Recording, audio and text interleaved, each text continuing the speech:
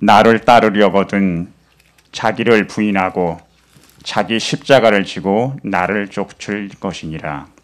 하나님은 영이시니 예비하는 자가 신령과 진정으로 예비할지니라. 우리를 하나님의 형상으로 창조하시고 죄를 지은 우리를 사랑하셔서 십자가에 고난 당하시고 대속해 주신, 지금도 늘 보호해 주시고 은혜 베풀어 주시는, 그리고 이 예배에도 임재하셔서 동행하여 주시는 성부, 성자, 성령 하나님, 감사와 영광과 찬양을 올려드립니다. 이 예배와 또한 중고등부 예배, 초등부 유치부 예배가 마음과 정성과 온 힘을 다해서 예배합니다. 주님 받아 주시옵소서. 또한 북한 지하교회 교화소 수용소에서 드리는 눈물의 예배를 기억하시고 받아 주시며 저들의 간절한 기도와 외침을 들어 주시옵소서. 하나님 속히 통일을 주시옵소서. 많은 우리 탈북민들과 디아스포로 된 중국의 전 세계에 흩어진 우리 탈북민들, 그리고 저희 모든 국민들과 그리고 세계 곳곳에 이 어려움과 헐벗고 굶주리는 저 나라를 위해 세계 모든 열방들이 기도하고 있습니다.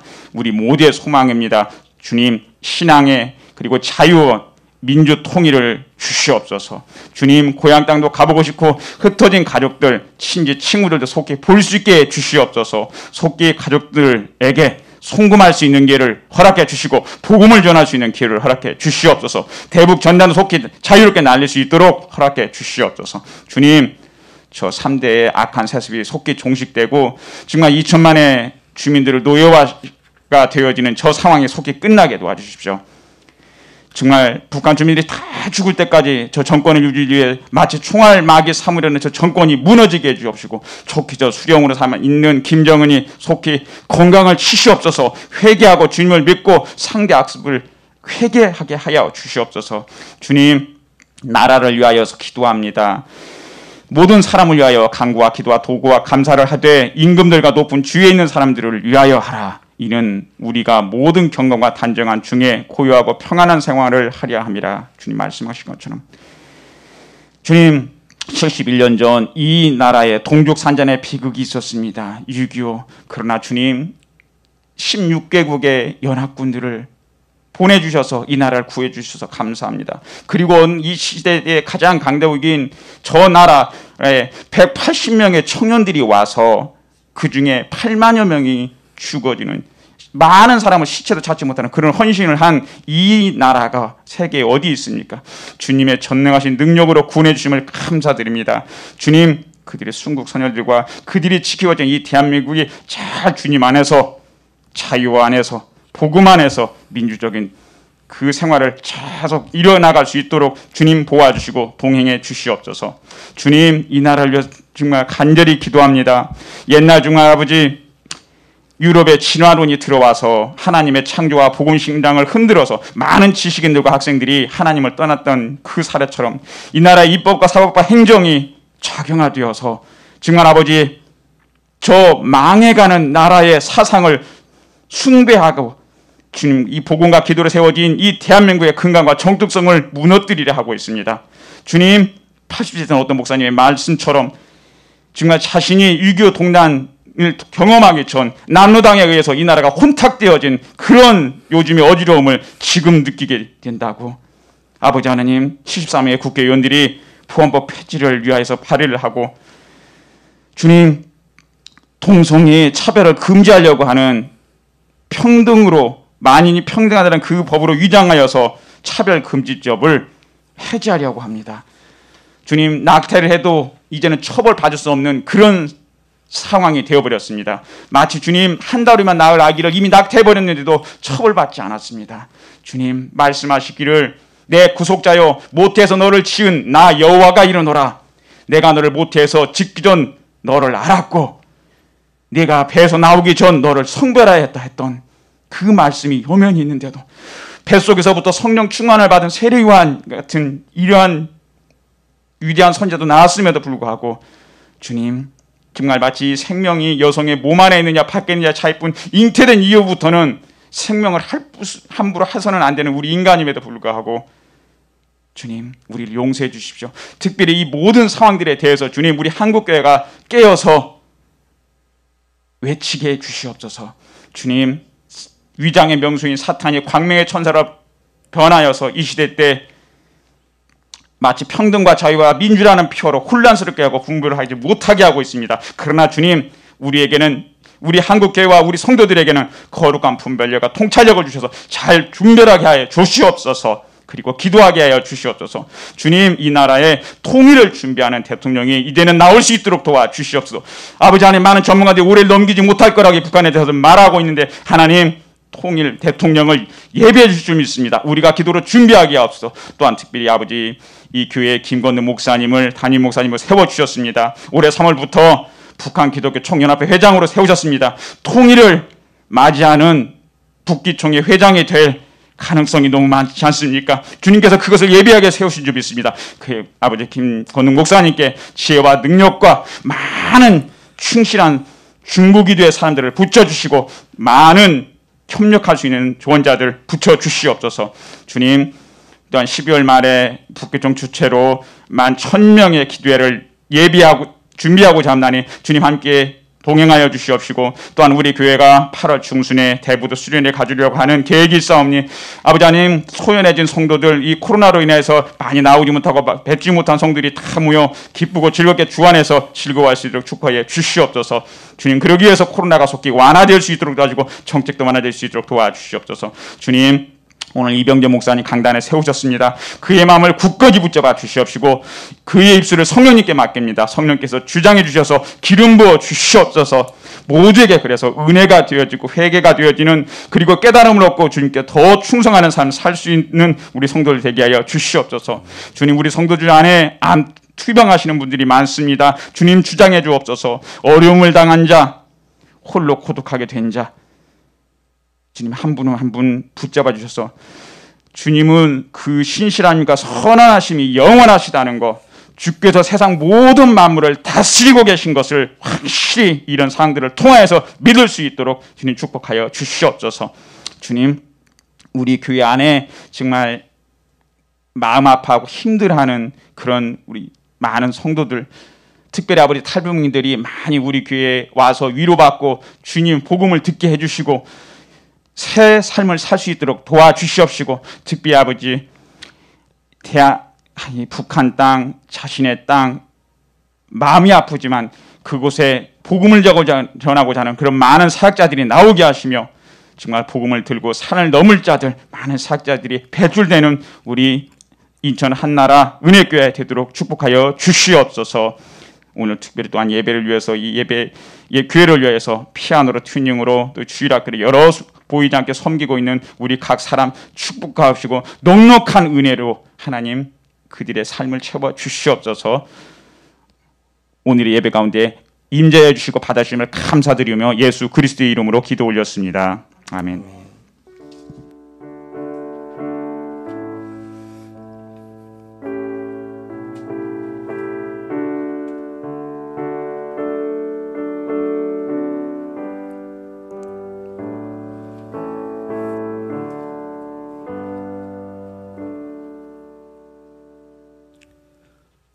오늘 하나님께서 주신 말씀은 출애굽기 16장 31절에서 35절 말씀입니다. 출애굽기 16장 31절에서 35절 말씀입니다. 제가 가지고 있는 성경으로는 구약성경 107쪽입니다. 출애굽기 16장 31절에서 35절 말씀입니다. 한 절씩 교독하도록 하겠습니다. 제가 먼저 읽도록 하겠습니다. 이스라엘 족속이 그 이름을 만나라 하였으며 가시같이 희고 맛은 꿀 섞은 과자 같았더라.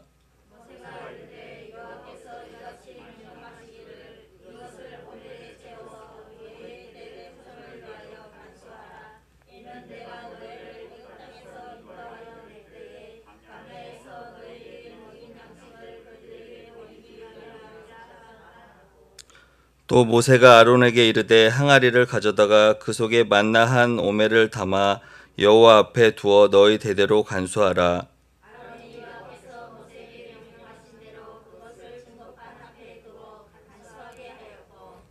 다 같이 읽겠습니다. 사람이 사는 땅에 이르기까지 이스라엘 자손이 40년 동안 만나를 먹었으니 곧 가나안 땅 접경에 이르기까지 그들이 만나를 먹었더라. 아멘.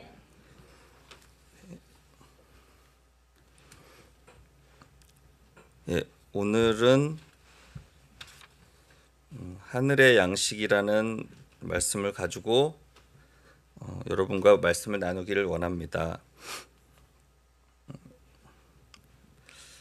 여러분들 중에 혹시 국제시장이라는 영화를 보신 분이 있으신지 모르겠습니다. 국제시장이라는 영화를 보면요, 그 안에 한국, 우리나라 역사의 변천사를 보실 수 있습니다. 그 중에서도 올해 이제 71주년이 되는 6.25의 장면도 나옵니다. 그 중에서 1950년 12월 한경남도의 흥남부두 탈출 장면도 나오고요. 그리고 또 거기에서 이제 가족과 헤어지어서 아버지하고 그 딸은 탈출하지 못하는데 이제 어머니와 주인공이 이제 부산으로 내려와서 피난민 생활하는 그런 장면도 나옵니다. 그리고 이제 우리나라 KBS에서 1980년도에 있었던 KBS 특별 생방송으로 있었던 이산가족을 찾습니다라는 저도 어렸을 때 그 방송을 봤는데 그 장면도 국제시장에 보면 나오더라고요. 그래서 저도 어렸을 때 봤는데 그 모습을 배우가 똑같이 연기하는데 그 모습을 보면서도 저도 이렇게 눈물이 나오더라고요. 근데 거기서 특별히 이제 부산에서 그 주인공이 친구와 이렇게 구두 닦기를 하면서 미군이 지나가는데 이렇게 초콜릿을 얻기 위해서 초콜릿도 기쁨이 이렇게 하면서 이렇게 초콜릿을 이렇게 얻기 위해서 그 시절에 이렇게 난리통에 그 먹을 거를 얻기 위해서 이렇게 그 미군 앞에서 이렇게 귀를 잡아당기면서 이렇게 재미있는 익살스럽게 그거를 먹기 위해서 하는 장면을 보니까 웃기기도 했지만 그 시절이 참 얼마나 힘들었으면 그렇게라도 해서 먹고 싶었나 하는 그런 생각이 들기도 했습니다. 사실 지금이 이제 5, 6월인데 일제시대나 6.25 때 아니면 1960년대까지도 5, 6월은 우리가 잘 아는 보릿고개라고 합니다. 왜냐하면 그 전에 벼농사를 지었던 것들이 바닥이 나고 또 아직 보리는 아직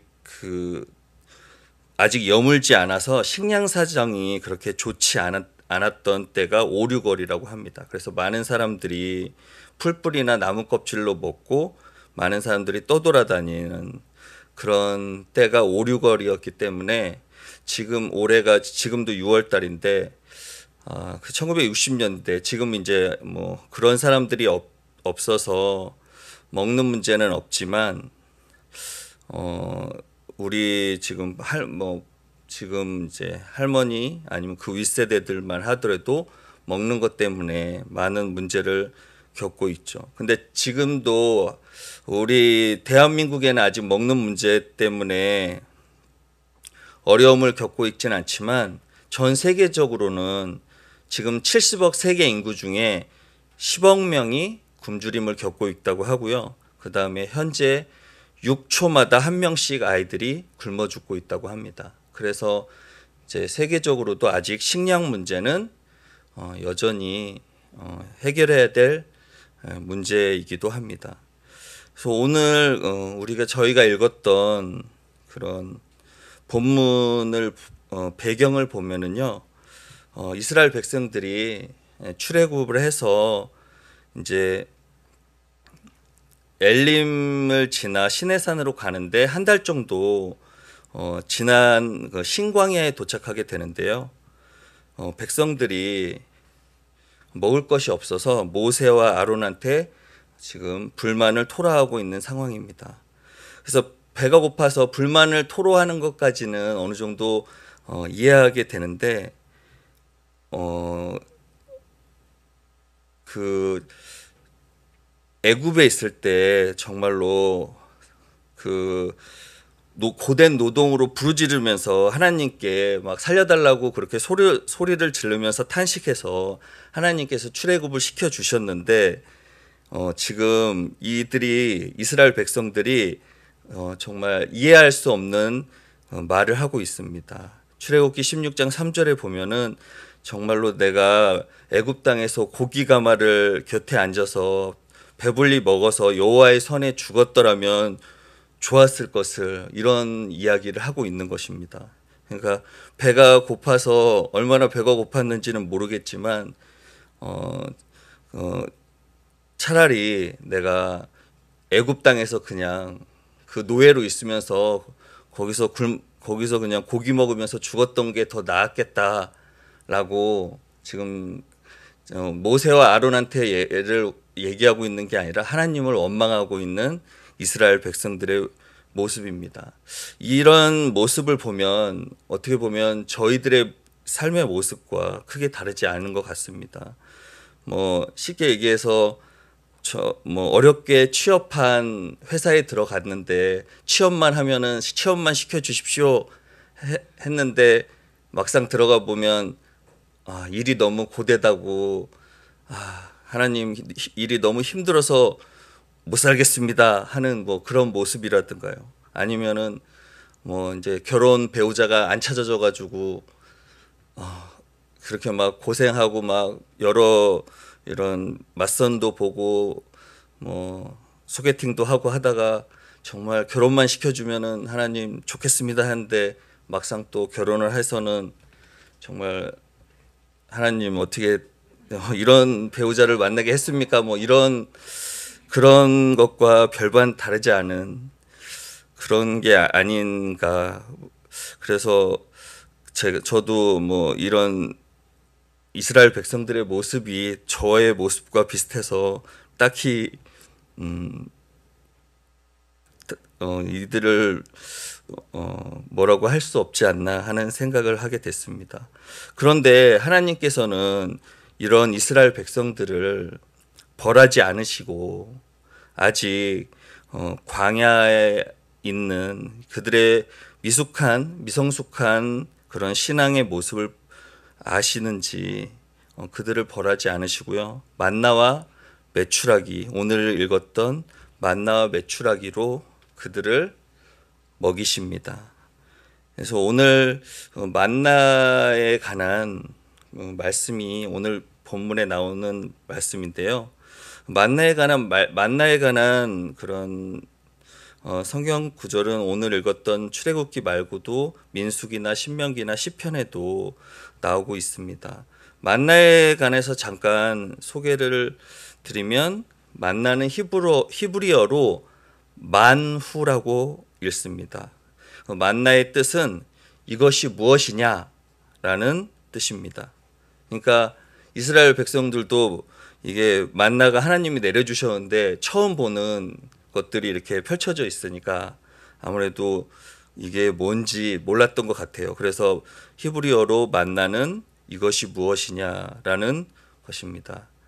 그래서 이것은 그들의 노력으로 얻어진 것이 아니라 정말로 전적으로 하나님께서 이스라엘 백성들을 생각해서 내려주셨던 하늘의 양식인 것입니다. 생김새는 흰 서리 같았고 진주 같기도 했고 고수풀 같기도 했습니다. 그래서 그거를 맷돌에 갈아 먹기도 했고요, 찧어 먹기도 했고 또 이렇게 꿀 섞인 과자 맛 같다고 했습니다.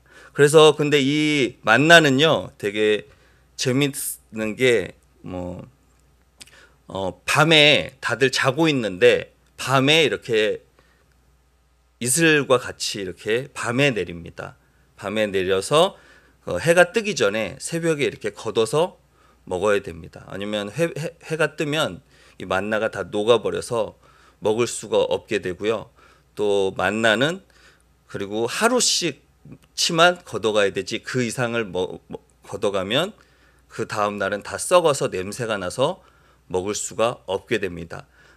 딱 예외는 안식일 날은 이렇게 그 안식일 날 것까지 그 안식일 날 전날에는 안식일까지 이렇게 이틀치는 걷어갈 수 있는데 다른 날은 딱 하루만 걷어갈 수 있게 하나님께서 해주신 거죠. 즉, 그러니까 일용할 양식으로 하나님께서 이렇게 걷어갈 수 있게. 그러니까 이때도 이제 이스라엘 백성들이 욕심 많은 사람들은 이렇게 많이 걷어갔는데 많이 걷어가도 소용이 없습니다. 왜냐하면 그 다음 날에 가면 다 이렇게 썩어서 냄새가 나고 먹을 수가 없게 됐던 거죠. 그래서 이렇게 하나님께서는 이 이스라엘 백성들을 통하여 이스라엘 백성들에게 이렇게 만나를 내려 주셨습니다.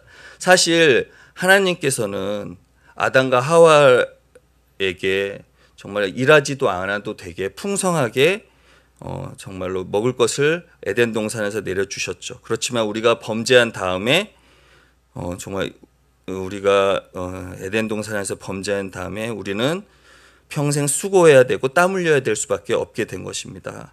땀 흘리고 수고해야 되는 것뿐만 아니라 또 가시덤불과 엉겅퀴까지 내게 되고 그래서 애써야 되고 일용할 양식을 얻게 된 것이 우리의 죄 때문에 그렇게 된 것이라고 우리 창세기에 보면 나와 있습니다. 그래서 오늘 하나님께서 불평하는 이스라엘 백성들에게 내려주신 그 만나를 통하여서 한번 그 만나가 우리에게 어떤 의미인지 한번 세 가지의 의미로 살펴보도록 하겠습니다. 첫 번째는 만나는 하나님께서 우리에게 주신 은혜의 선물입니다. 왜냐하면 만나는 전적으로 하나님께서 우리에게 주신 은혜로 내려주신 선물이기 때문입니다. 그것은 우리의 노력으로 이어진 것이 아니라 전적으로 하나님께서 은혜로 하늘에서 내려준 하늘의 양식이기 때문입니다. 그렇지만 하늘의 양식이긴 하지만 그것을 모든 것이 다 그렇지만 우리가 해야 할 몫도 있는 것입니다. 그것을 우리가 집어 먹는 것은 우리가 걷어들이는 것은 우리의 몫이기도 하기 때문입니다. 그래서 전적으로 하나님의 은혜이긴 하지만 우리의 몫도 필요하긴 한 것입니다. 그래서 하나님의 전적인 은혜이지만 우리가 그 해야 할 몫은 또 어떤 것들이 있는지 한번 살펴보기로 하겠습니다. 아까 말씀드린 것처럼 만나의 유효 기간은 하루입니다. 그래서 우리가 은혜는 매일매일 구해야 되는 것이라고 생각을 합니다. 그래서 은혜는 나 왕년에 은혜 받았어 라고 얘기하는 사람들이 있죠. 저도 예전에 이게 좋았어 저게 좋았어 막 이렇게 얘기하는 적이 많이 있는데요. 저도 예전에 어디서 훈련을 받았는데 그때 은혜가 참 좋았지.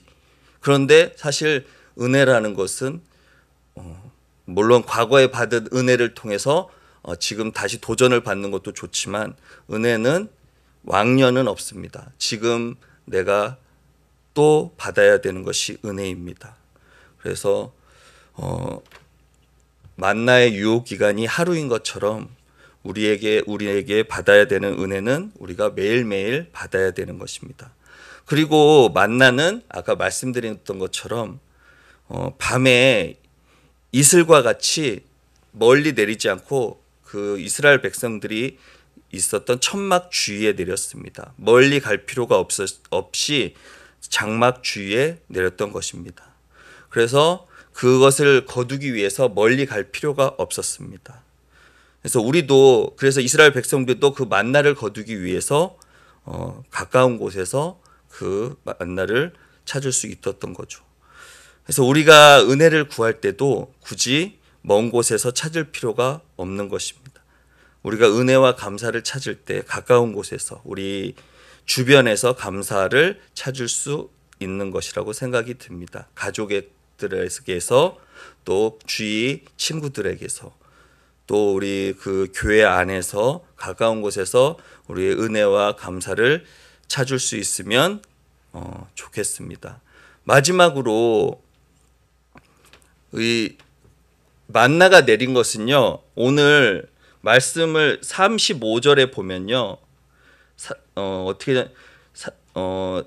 35절에 보면 40년 동안 만나를 먹었으니 곧 가나안 땅 접경에 이르기까지 그들이 만나를 먹었더라. 만나는요. 40년까지 광야 40년 동안만 내렸습니다. 가나안 땅에 들어가기 나서는요. 만나는 더 이상 내리지 않았습니다. 딱 40년 광야 생활에 있는 동안만 내렸습니다. 그 이후에는 만나가 내리지 않았습니다. 가나안 땅에 들어가서는요. 그들이 이제는 스스로 일을 하고 땀 흘리고 정복하고 싸워서 그들 스스로 먹을 것을 쟁취해야 했던 것입니다. 그래서 이제는 이제 하나님의 은혜만 계속 구해서는 되지 않는 것입니다. 우리가 이제 물론 이제 신앙이 어릴 때는 하나님의 은혜를 구하고 찾고 해야 되지만 어느 정도 이제 신앙이 자라면요. 우리 스스로 믿음을 키우고 또 신앙이 자라고 해야 되는 것입니다. 히브리서 15장 12절에 보면 이런 말씀이 있습니다. 때가 오래되었으므로 너희가 마땅히 선생이 되었을 텐데 너희가 다시 하나님의 말씀의 초보에 대하여 누구에게 가르침을 받아야 될 처지이니 단단한 음식도 못 먹고 젖이나 먹어야 할 자가 되었도다. 우리가 이제 광야에서는 아직 우리가 젖먹이 신앙에 아직 초보의 신앙이었다면 하나님께서 그런 은혜를 통해서 우리가 자라나게 했는데 이제 가나안 땅에 들어가서는요. 우리가 이제는 그만큼 신앙이 자라났기 때문에 단단한 것까지 씹을 수 있는 그런 신앙으로 자라나야 됩니다. 가나안 땅에 들어가서는요.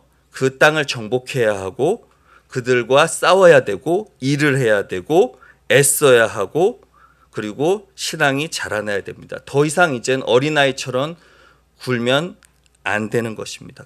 그곳에서는 더 이상 만나가 내리지 않습니다. 그래서 그곳에서 믿음도 자라야 되고요. 하나님에 대한 우리의 신앙도 자라내야 되는 것입니다. 그래서 그곳에서도 여전히 어린아이처럼 젖먹이 신앙에 머물러서는 더 이상 안 되는 것입니다. 그래서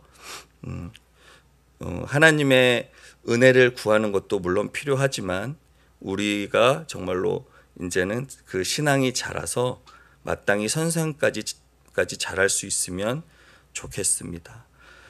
두 번째로는요. 만나는 하나님의 말씀이라고 할 수 있겠습니다. 신명기 8장 3절에 보면요. 이런 말씀이 있습니다. 너를 낮추시며 너를 줄이게 하시며 너도 알지 못하며 내 조상들도 알지 못하던 만나를 내게 먹이신 것은 사람이 떡으로만 사는 것이 아니요 여호와의 입에서 나오는 모든 말씀으로 사는 줄 내게 알게 하려 하심이라. 그래서 만나를 그 조상들에게 이스라엘 백성들에게 먹게 하신 것은 사람이 떡으로만 사는 것이 아니라 여호와의 입에서 나오는 말씀으로 산다는 것을 알게 하신다고 하였습니다. 그래서 만나는 하나님의 말씀입니다. 근데 이 지금 여호와의 입에서 나오는 말씀으로 산다라고 하신 말씀이 신약 성경에도 나오죠. 이 말씀이 어디에 나오죠? 그 예수님께서 40일 동안 금식하시고 마귀에게 시험 받으실 때 이 신명기 8장 3절 말씀을 인용하고 계십니다. 사람이 떡으로만 살 것이 아니요 하나님의 말씀으로 나오는 모든 말씀으로 살 것이다 라고 마태복음 4장 4절 말씀에서 예수님께서 말씀하고 계십니다. 그래서 만나는 우리를 겸손하게 하기 위해서 하나님께서 말씀으로 살아가게 하기 위해서 하나님께서 떡으로만 살 것이 아니라 여호와의 입에서 나오는 말씀으로 산다라고 이렇게 하나님께서 말씀하고 계십니다. 그렇지만 우리 지금 이 시대에는 많은 말씀들이 우리들한테 주어져 있습니다. 여기저기에서 좋은 목사님들의 설교도 들을 수 있고 뭐 지금은 다양한 버전의 성경책들도 나와 있습니다. 그렇지만 그것을 우리가 스스로 먹고 듣고 하는 것은 역시 우리의 몫인 것 같습니다. 우리가 그 말씀을 우리가 먹고서 영적으로 성장하고 또 그 영적인 전쟁에서 승리할 수 있는 것은 우리의 몫입니다. 그래서 우리가 제자 성경 공부를 하고 또 성경 통독을 하고 큐티를 하면서 영의 양식을 먹어야 하겠습니다. 그래야지만 우리가 무기력해지지 않고 병들고 공격을 받고 쓰러지지 않고 건강해서 영적 전쟁에서도 승리할 수 있을 것 같습니다. 마지막으로 세 번째로 만나는 예수 그리스도, 예수님을 의미합니다. 왜냐하면 오늘 말씀에 보면요, 16장 32절에서 34절에 보면 모세가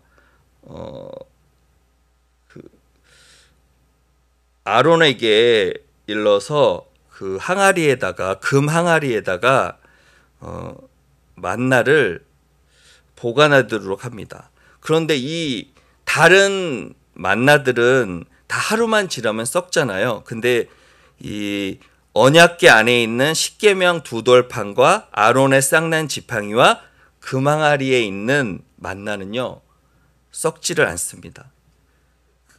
그 금항아리에 있는 그 만나는 10년이 지나고 100년이 지나고 1000년이 지나도 썩지를 않습니다. 왜 썩질 않는지 저희는 알 수가 없죠.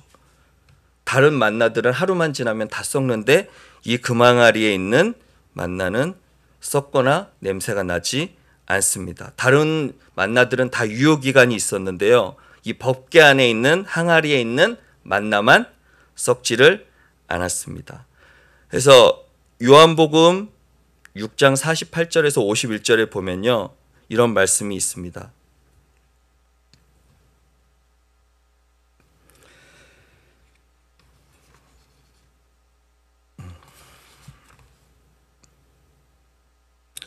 내가 곧 생명의 떡이니 너희 조상들은 광야에서 만나를 먹었어도 죽었거니와 이는 하늘에서 내려오는 떡이니 사람으로 하여금 먹고 죽지 아니하게 하는 것이니라. 하늘에서 내려온 살아있는 떡이니 사람이 이 떡을 먹으면 영생하리라.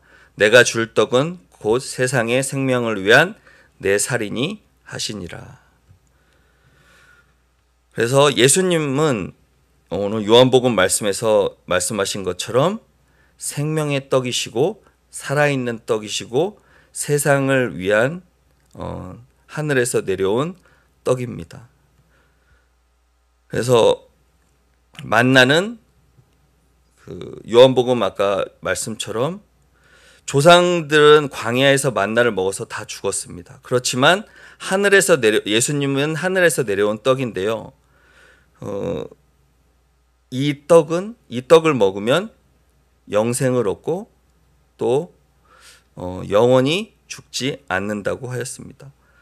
그래서 아까 말씀드린 것처럼 다른 만나들은 다 썩었는데 법궤 안에 있는 만나는 썩지 않았죠. 즉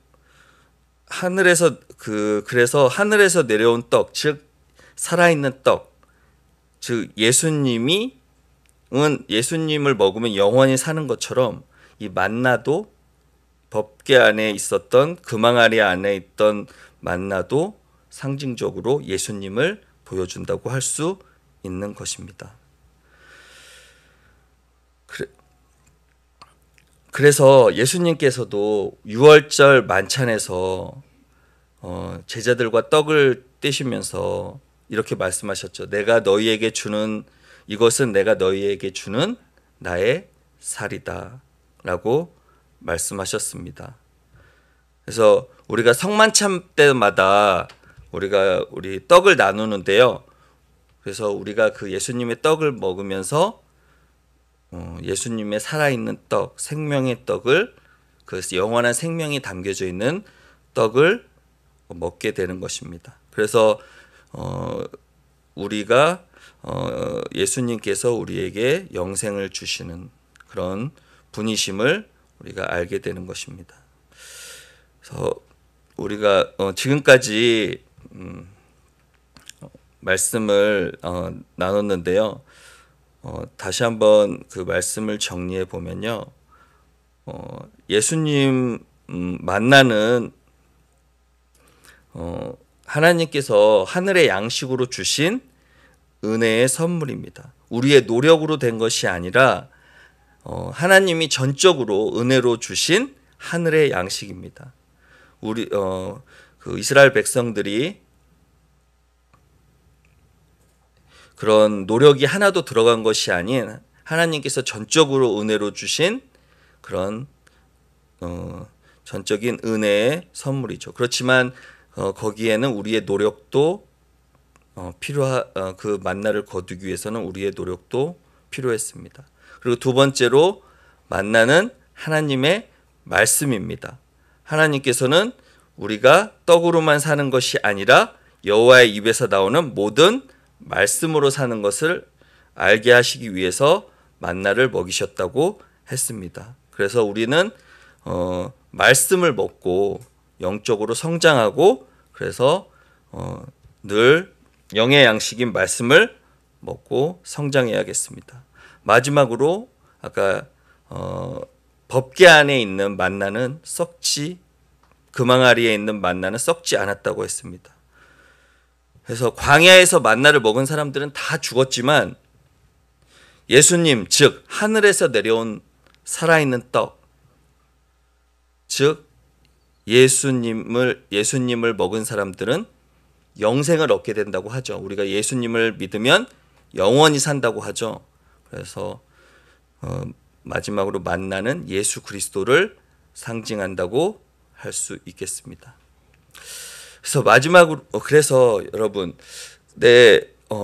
이 말씀을 보면서 하나님께서는 그 출애굽을 시킨 그 이스라엘 백성들이요, 불평불만하고 정말 차라리 애굽 땅에서 그 떡을 다시 돌아가서 그 애굽 땅에서 차라리 거기서 잘 먹으면서 죽었으면 좋겠다 하는 그 철없는 이스라엘 백성들을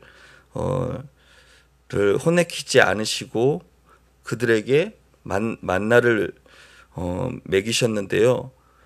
근데 그 만나를 내리신 시점이요, 우리가 아무것도 할 수 없는 밤에, 다 자고 있는 밤에 내리셨습니다.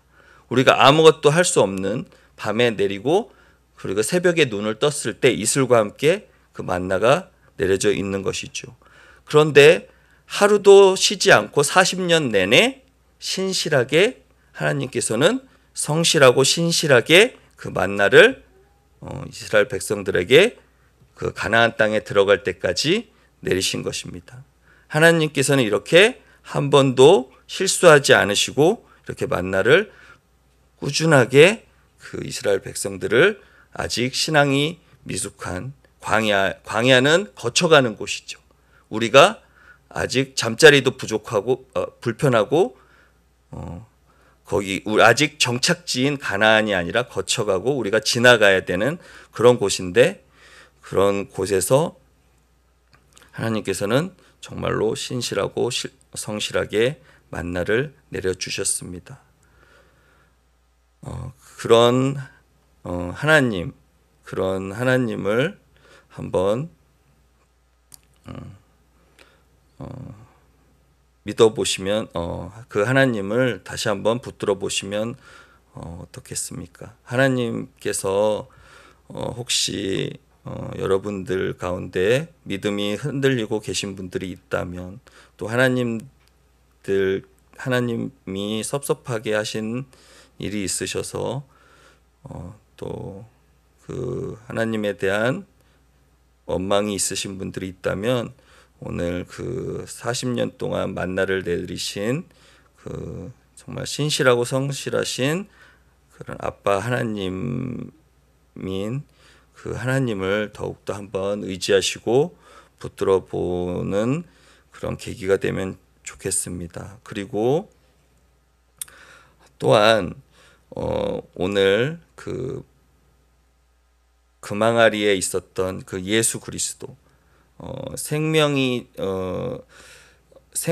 떡이자 또한 살아있는 떡, 그런 영원히 썩지 않는 떡 예수 그리스도와